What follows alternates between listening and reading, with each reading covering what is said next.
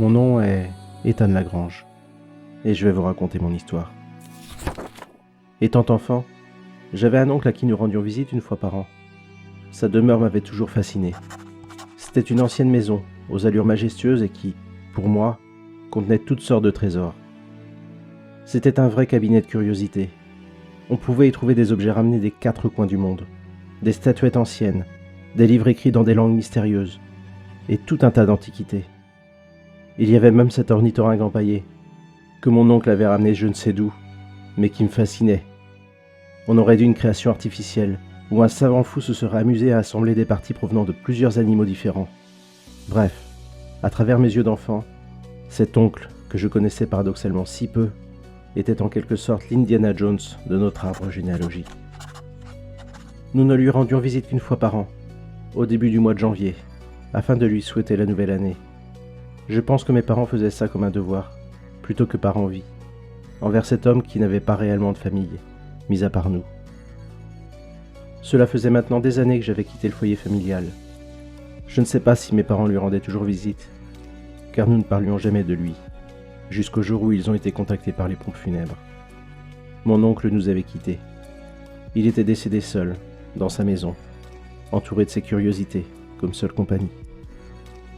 Le plus triste dans tout ça était que sa dépouille, ou du moins ce qu'il en restait, n'a été découverte que plusieurs mois après son décès. Était-ce là la fin qu'il aurait souhaitée ? Sa solitude faisait naître en moi une certaine tristesse envers cet homme qui aurait mérité mieux que cela. Mes parents ont décidé de lui offrir des funérailles dignes en achetant une concession dans un cimetière et faisant graver une tombe à son nom. Il va de soi que je suis retourné quelques jours chez mes parents pour assister à l'enterrement. À mon arrivée, mes parents m'ont informé qu'ils devaient s'occuper de la succession chez un notaire le lendemain. Mon oncle nous avait tout légué, car il n'avait pas de descendance, et nous étions les seules personnes de la famille qui avions gardé des liens avec lui. Je me sentais tout de même un peu coupable de ne plus être allé lui rendre visite chaque année, de ne pas avoir un tant soit peu essayé d'établir des liens avec cette personne que je voyais comme un étranger, alors qu'il faisait partie de ma famille. C'est toujours quand il est trop tard qu'on finit par se rendre compte de ce genre de choses. Mes parents ont donc hérité de sa propriété et de son contenu. C'était là son seul bien, car, touchant qu'une petite pension, son compte en banque était presque vide, à ce que j'ai cru comprendre. Nous sommes allés à son enterrement. Nous n'étions que moi et mes parents. Bien que je me doutais que je ne verrais personne d'autre que nous, j'aurais quand même espéré que d'autres membres de la famille s'y joignent. J'étais vraiment triste pour lui à présent, mais c'était trop tard.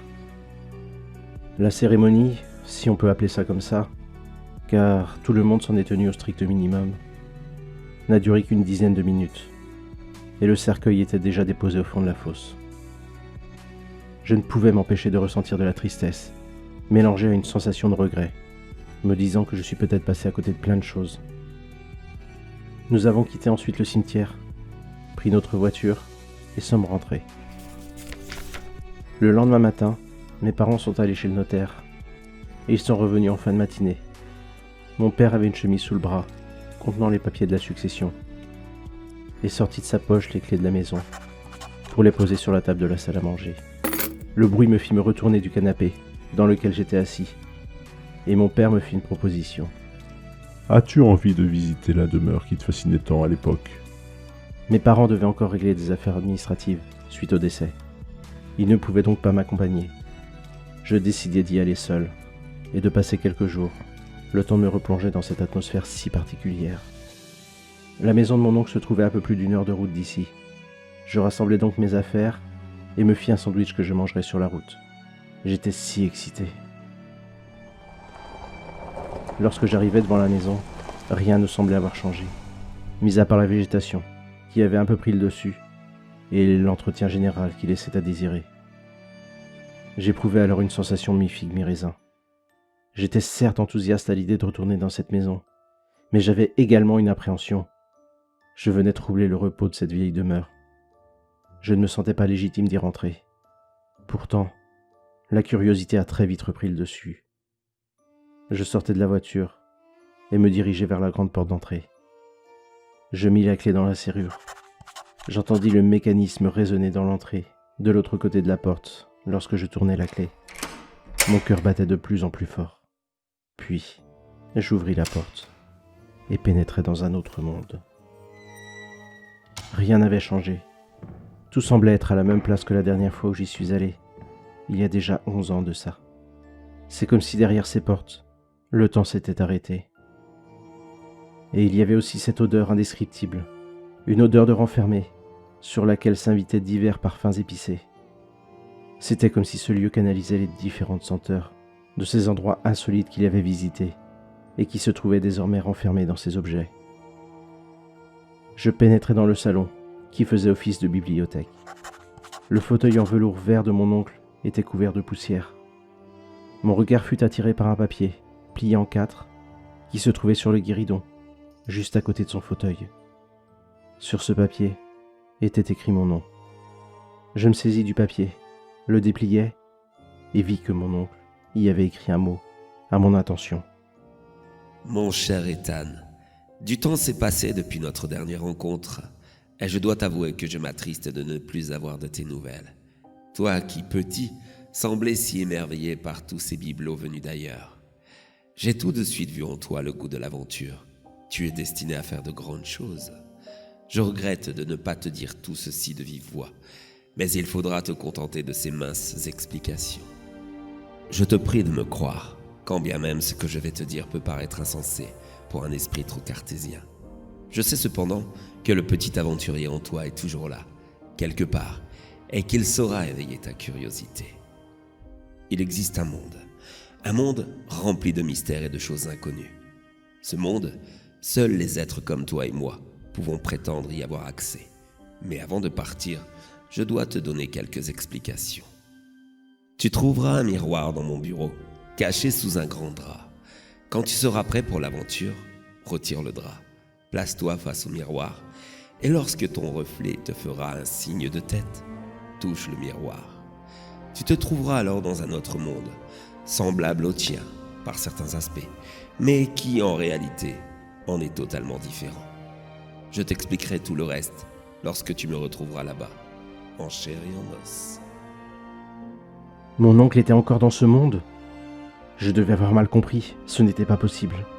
Son corps avait bien été retrouvé. Ça n'a aucune logique. Je me décidai tout de même à aller jeter un œil dans son bureau, poussé par la curiosité. Je n'eus pas de mal à trouver le miroir, tellement celui-ci était si imposant. C'était un très vieux miroir sur pied, aussi grand qu'un homme, si bien que je voyais la totalité de mon reflet. Comme indiqué par mon oncle, je me plaçai devant et attendis. Je dus attendre au moins 5 bonnes minutes, et, lorsque j'allais me décourager, je vis mon reflet me faire un signe approbateur de la tête. J'écarquillai les yeux de surprise et touchai machinalement le miroir, tel que mon oncle me l'avait indiqué.